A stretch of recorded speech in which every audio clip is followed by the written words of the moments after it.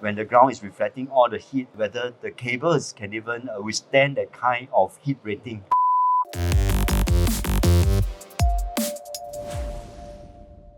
Could you walk us through how EMRs would possibly enhance the future precinct experience?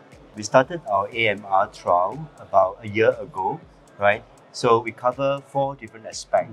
One would be the guest engagement through the autonomous concierge robot using generative AI and avatar. The second one is in terms of the autonomous delivery for back of house animal feed delivery. The third one is in terms of a surveillance robot doing inspection and cloud management in our boardwalk. And the fourth one is a centralized command center where we have oversight across the park relating to the robotic operations. We cover from a house to back of house and to centralized operation. What did Mandai have to put in place in terms of infrastructure, partnerships or culture to make this smart precinct vision actually work? Internally, we need to work across various different business units to make sure that there is visibility across all the different functions and timely sharing of information so that we can create a kind of experience for the guests, a seamless journey throughout the entire park. Externally, because we are also testing and adopting emerging technologies such as robotics and AI, we need to reach out to the external partner, technology solution provider, as well as the government agency who are leading these initiatives to work very closely with them to test out the scenario, to test out the technology, and so that we can scale them. What is the biggest challenge you did not see coming, and how did it change your approach? One would be the technology readiness. When you come to implementation, there's a lot of consideration.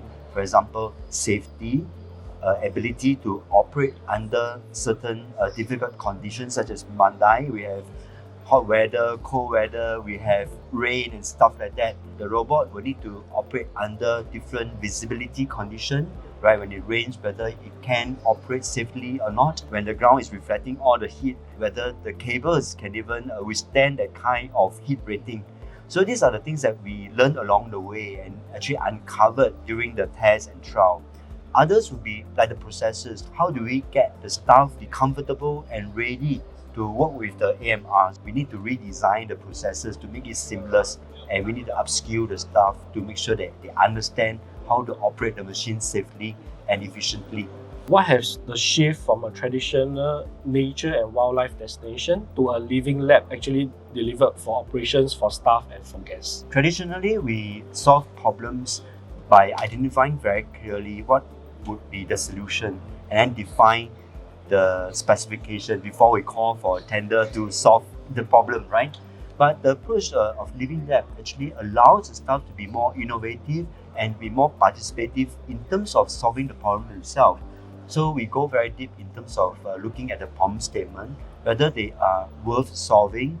And if it comes to emerging technology, there's no clear answer to that. So we need to involve the staff a lot in terms of testing out the solution and co-work with our partner to come up with more suitable solutions for implementation and scaling up. For a leader who wants to build something similar, what is the single most important condition they need to get right first? In terms of the overall project governance structure, there must be a robust process in terms of evaluating, tracking, and understanding the value of certain innovation projects that you embark on. Otherwise, you may not be able to deliver the kind of ROI. It's very important to really stack rank and prioritize the kind of problems that you are trying to solve before jumping into any innovation projects.